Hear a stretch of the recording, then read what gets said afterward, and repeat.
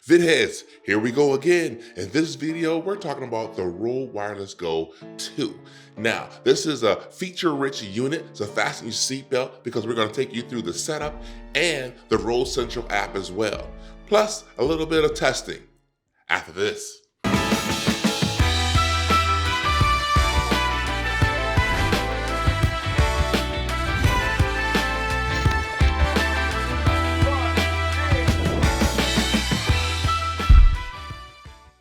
Okay, so I really want to get right into it because this unit is feature rich and we got a few things we need to cover.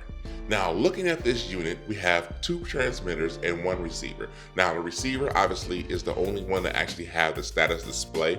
Now, the transmitter has 2 lights, one for connectivity and the other one for battery indication. And also, you can plug in a 3.5 millimeter external mic, and it has an internal mic right on the top, which is omnidirectional. And of course, these transmitters have the ability to attach outside dead cat onto the microphone so that you don't get all the wind noise. And they have improved the attachment of the dead cat that goes on top. Looking at the receiver LCD display, there's quite a bit of status going on this display. So let's break it down real quick. You have the transmitter 1 and 2 meter levels at the top, and you also have at the bottom, you have independent status for each one of the units. So from left to right, we have transmitter 1, and you can see the battery level and meter level and whatever icons and features are enabled or disabled. Then you can see the receiver status in the center, which is showing you the output gain, and also it's showing you the battery level of the unit itself. And then on the right, we have transmitter 2 that's showing you the battery level, the real-time meter level, and whatever features are enabled or disabled for that particular transmitter. You know at the top that has separate level real-time meters. It's like giving you the level for each transmitter, 1 and 2. Now, this is what you call split mode. Now you can change this to merge mode. Now in the merge mode, what it does is it mixes the 2 signals together. You will not be able to independently adjust the 2 different signals independently of each other in post editing, but the advantage is you get a safety track, and the little blue icon to the left indicates if the safety track feature is turned on. And we'll talk about that a little bit later when we get to the Rode Central app. Looking at the bottom of the transmitter, you have the channel select button, which is on the right, and we have the DB button, which is on the left. And we also have the power button, which is on the top, turns the unit on and off. Okay, so what the channel select button does, it allows you to select between transmitter 1 and 2. And the reason why this is extremely helpful is because you can adjust features for each transmitter independently. So if I select transmitter 1, I can actually mute transmitter 1 independently from transmitter 2. And so all I do is hit the select button. You'll see the little box around the transmitter in which I want to adjust. And then to toggle the mute button on and off, all I do is hit the DB button. You'll see that the mute icon appears on that transmitter, so letting us know that the mute is actually on, which is really awesome because you can actually see it from the transmitter itself, which the transmitter will be near you since you are the videographer. Now, also, you can turn on the pad mode. So what you do is you select which transmitter you want to turn this pad mode on, and then you hold the DB button for about 3 seconds and the pad mode icon will appear. It's pretty dope. And so what the pad mode does, if you need to put the transmitter up to your mouth, then what it does is it makes the microphone less sensitive so that you don't get all the extra noise that you don't want when that happens. So that was quick and painless. So those are some of the things that you can control right from the receiver itself. And you don't have to bother the talent in order to adjust those features. You can do it right from the receiver. So that's what makes it so dope. So let's get into the Rode Central app. So now you take your transmitter and you connect it via the USB-C. Then once you do that, you'll notice that on my transmitter, since I've already been using it, you'll see that I have internal recordings already on the left side here. And if I actually select it, we'll actually see the recordings. But if this is your first time, you'll be prompted to update your firmware. So go ahead and do that now. So in order to get to the actual settings of the transmitter, it took me a minute to figure this out, but I figured it out, and it's this gold gear icon right here. Click on the gold gear icon, and here's our settings. So now looking at our settings, you can see on the top here, we have 4 icons, which are actually 4 features. The first is record, second is pad, the third is LEDs, and the fourth is the power button. So on the record, let's start with that. Now, basically you can toggle through different ones. You have off, you have always, and you have backup. I like to have mine on always. And the difference between always and backup really is talking about the internal recording. On always, it'll start recording soon as the transmitter is turned on. If you turn it to backup, it'll start recording soon as the receiver is turned on when the transmitter is on. So if the transmitter can be on, but if the receiver is not on, it will not start internal recording for the backup. So I just keep mine on always, because as soon as I turn my transmitter on, the transmitter internal recording starts. So in this case, you actually use it as a field recorder, which is pretty awesome. So the pad, like we mentioned before, what that does, if you turn that on, it reduces the sensitivity of the mic on the transmitter. So if you have it closer to your mouth, let's say you're using your Rode Wireless Go more like a reporter mic. If you do that, then you may want to turn on your pad, which is really cool because I showed you earlier, you can actually turn that same pad feature on by using the receiver itself without having to be into your PC settings mode here in Rode Central. So it's really cool. And LEDs basically controls how bright you want your LEDs on your transmitter. I keep mine to dim because it's less inconspicuous that way. And the actual power button, you can cycle through off, marker, and mute. And what the marker does, the marker sets a marker in a place and time on your internal recording. So if you want to draw attention to a certain timestamp, you can hit marker or hit the power button with the marker on, and then insert a flag or a marker onto your internal recording at that particular time in which you hit it, so that it'll draw attention. Let's say you're doing different takes and that kind of thing, you can hit marker before each take and that kind of thing, and that way it gives you an indication when you're looking at the internal recording and you see these markers, you'll know exactly what's going on. Now, if you want to set it to mute, which I have mine set to mute, then when you hit the power button, it will mute that transmitter. Now, I would be kind of sketchy of this normally, but knowing that I can see and turn on and off the mute from the receiver, I don't mind it at all. Because normally when I wire up my talent, they don't not fidgeting with the actual transmitter. It's normally in their pocket or whatever, so I don't have to worry about that too much. Now looking down here in recording, there's uncompressed and compressed. Now, in order to see the compressed, we've had to first, under recording, go to backup. Then once I go to backup, then I have the choice between the two different recordings. Now, compressed, it allows up to 42 hours of internal recording on the transmitter itself. And the uncompressed allows 7 hours of internal recording on the transmitter. And the uncompressed is said to have broadcast quality, and the compressed is said to be standard quality. But to be perfectly honest, I don't hear the difference between the two. I'm not an audio technician, so I don't want to, throw any shade on those guys. Me personally, I don't hear the difference between the two. So now here, you actually see how much internal recording is actually on the transmitter itself.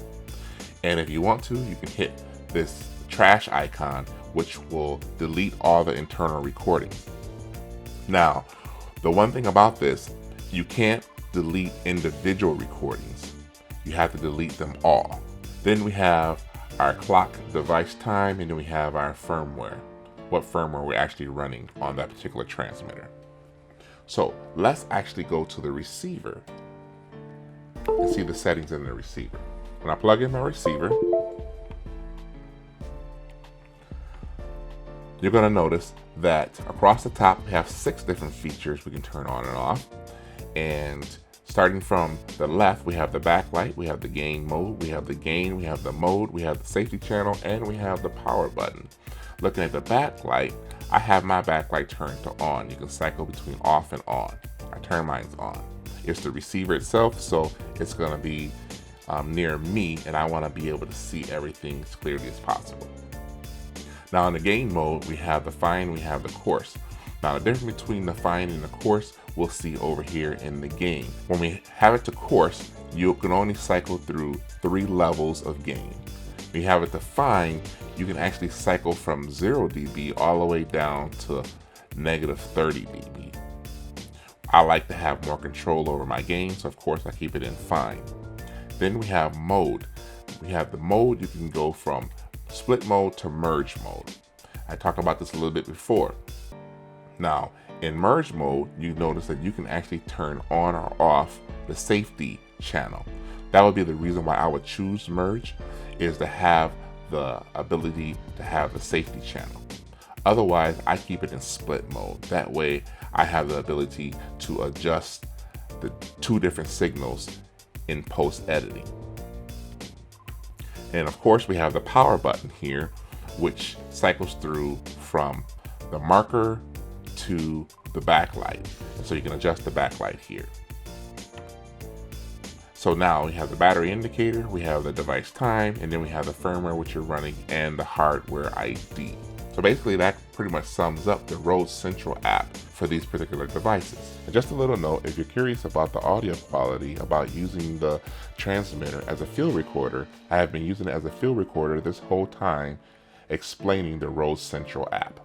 I think it's a very feature-rich unit for the price of $300. Now, keep in mind, if you want to kind of compare it to the Saramonic Blink 500 Pro B2, or you want to compare it to the Hollyland Lark, what you have to keep in mind is this unit does not come with lavalier mics. You will have to purchase those separately. And if you want to use the lavalier Go mics, those are $80 a piece.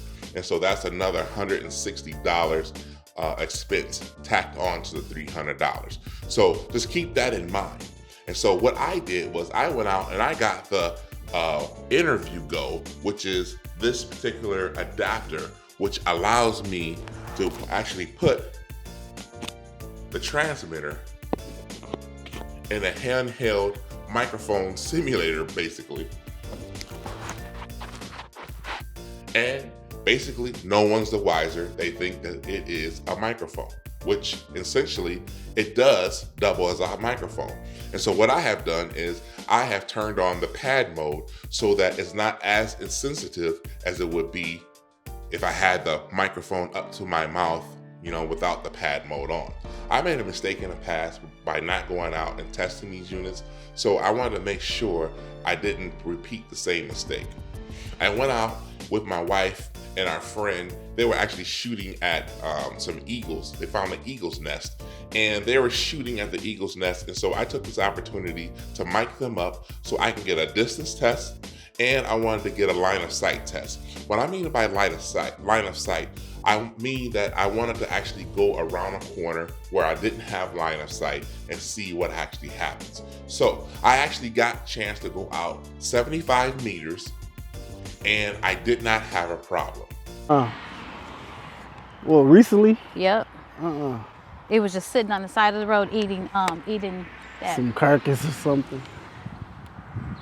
It's that time.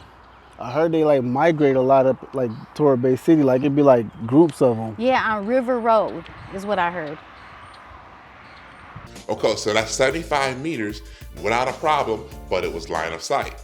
Now, look what happens when I go around a corner and I do not have line of sight. Do you know your sweet spot on your lens? Not really. What do you mean? Because it's a certain spot on your lens that you get like the sharpest image. I think on these, the first one's like 400. Oh. He came So basically, most of these 2.4 gigahertz units basically are pretty much the same. Some work a little bit better for distancing and, kind of going through the body kind of thing. So some a little bit better than others. But the Rode Wireless Go has a contingency plan, which allows you to actually record right to the transmitter. So whatever audio that you have dropped, you can recover from the transmitter itself. And so that is such an awesome feature in itself. It reminds me of the Deity Connect, which I had, and I'm telling you guys right now, I sold that unit. I know I raved about this unit, and I know I was talking about how I was using it professionally. But here's the skinny of it. I actually used it on a TV show I was filming, and when sound was very critical, I myself could not lower the noise floor enough to make it acceptable for me. Now, it might have been acceptable for other people, but for me, trying to work on a TV show, I wanted really good audio. I did not want a high noise floor. And so I couldn't lower that noise floor. Now, somebody else might have been able to do it. I am not an audio technician. That is not my expertise. And so I got online and I did some research. I did the gain staging and all that. And I'll make some videos about that stuff later because there's some things that I've learned. Quite a bit of things that I did not know about when it came to audio. And so we'll talk about that later in another video. But I performed the gain staging and all those types of things, and I was not able to lower that noise floor. It was still quite hissy. And even in post editing, it was hard for me to get the hiss out using Adobe Audition. Now, so when I got to the Rode Wireless Go, actually, don't tell anybody, but I've been filtering in the Rode Wireless Go into my TV show, and I've had better success for myself. Now, again, I'm a one-man band, and so it matters what gear you're using and what gear you have confidence in. You can have the best gear in the world, but if you don't have confidence in it, and if you can't use it as well as you need to use it, then it's a bust. You need to be able to use the gear that's comfortable for you. And so anyway, I went ahead and I was filtering in the Rode Wireless Go into this TV show, and I got a lot better results when it came to the noise floor. And I got a little bit of noise floor when I was recording, but it was easier to actually eliminate that noise floor inside of Premiere Pro. I did not even have to go into Audition. So it was interesting how easy it was for me to work with the Rode Wireless Go than it was the Deity Connect. So I sold that unit, and I don't regret it at all because I have confidence in using the gear that I have. So that's it, VidHeads. If you've been around this channel any length of time, you know me. I'm Aaron Jones. I'm your big brother, and I got your back. I'm about faith, family, and filmmaking. If you're all right with that, go ahead and hit subscribe. Don't forget to hit the bell because I don't want you guys to miss anything that may end up helping you. With that being said, make sure you go out and you film something and kill it.